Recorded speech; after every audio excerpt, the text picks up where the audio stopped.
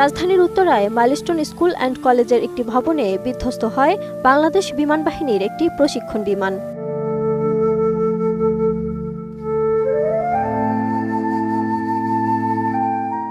২১ জুলাই দুপুর ১টার পরপরই ঘটে মর্মান্তিক এই দুর্ঘটনা। ঘটনাস্থলে উদ্ধার তৎপরতা চালাচ্ছে সেনাবাহিনী, ফায়ার সার্ভিস ও বিমান বাহিনীর সদস্যরা। ফায়ার সার্ভিসের ১০টি ইউনিট কাজ করছে সেখানে। স্কুলের আশেপাশে সন্তানদের খোঁজে ভিড় করছেন স্কুল পড়ুয়া শিশুদের অভিভাবক, স্বজন ও উৎসুক জনতা। সবার চোখে মুখেই ভয়াবহ উদ্বেগ ও উৎকণ্ঠা। জানা গেছে, ঘটনার সময় মাইলস্টোন স্কুল ও কলেজে শ্রেণী কার্যক্রম ছিল শেষ পর্যায়ে। হঠাৎ বিকট শব্দে বিমানটি ভেঙে পড়লে শিক্ষার্থী ও স্থানীয়দের মধ্যে আতঙ্ক দেখা দেয়। অভিভাবকরা খবর পেয়ে ছুটে আসেন স্কুলে, অসহায় দৃষ্টিতে খুঁজতে থাকেন প্রিয় সন্তানদের। বিমানে আগুন লাগার বিষয়ে মাইলস্টোন কলেজে প্রত্যক্ষদর্শীরা বলছেন, স্কুলের দোতলা ভবনের প্রবেশ মুখে বিমানটি বিধ্বস্ত হয়। তখন স্কুল ছুটি হয়ে গেছে, কিছু শিক্ষার্থী বের হয়ে গেছে, তারপরেও অনেকেই ভেতরে ছিল। বিমানটি বিধ্বস্ত হওয়ার পরপরই আগুন ধরে যায়। মুহূর্তেই ধোঁয়ার কুণ্ডলী বের হতে থাকে। অন্ধকার হয়ে ওঠে চারপাশের এলাকা।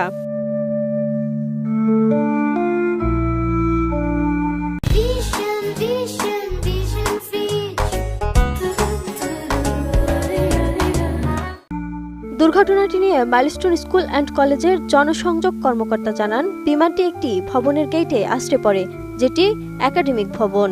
সেখানে স্কুলের বাচ্চাদের ক্লাস চলছিল। যেসব অভিভাবকদের একাধিক বাচ্চা স্কুলে পড়ত, তাদের কোনো এক সন্তানকে বের করে আনতে পারলেও সুস্থভাবে বের করে আনতে পারেননি অন্য আরেক সন্তানকে। ভেতরে আটকে পড়া সন্তানের সঙ্গে কোনো যোগাযোগ করতে না পেরে অভিভাবকদের আহাজারিতে ভারী হয়ে উঠেছে চারপাশের পরিবেশ। ঘটনাস্থল থেকে ফেসবুকে প্রত্যক্ষদর্শীদের পোস্ট করা ভিডিওতে দেখা যায়, ভবন থেকে পোড়া শরীর নিয়ে দৌড়ে বের হচ্ছেন একের পর এক দগ্ধ শিক্ষার্থী ও অনেকেই। সেনাবাহিনীর গাড়িতে করে অনেককে উদ্ধার করে নিয়ে যেতেও দেখা গেছে। এদিকে জাতীয় বার্ন ও প্লাস্টিক সার্জারি ইনস্টিটিউটের আবাসিক সার্জন জানান, বিমান বিধ্বস্তের ঘটনায় নারী ও শিশুসহ অন্তত ২৭ জন দগ্ধ অবস্থায় তাদের কাছে চিকিৎসাধীন রয়েছে। তাদের মধ্যে বেশিরভাগই শিক্ষার্থী। সেখানে সবার অবস্থাই আশঙ্কাজনক বলেও জানান তিনি। চিকিৎসক আরও বলেন, এখনও দগ্ধ আহতদের হাসপাতালে আনা হচ্ছে। জরুরি বিভাগে চিকিৎসকদের একটি বিশেষ দল আহতদের চিকিৎসা দিচ্ছেন বলেও জানান তিনি। বার্ন ইউনিট থেকে আহতদের জন্য রক্ত প্রস্তুত রাখতেও জনগণের প্রতি অনুরোধ করা হয়েছে।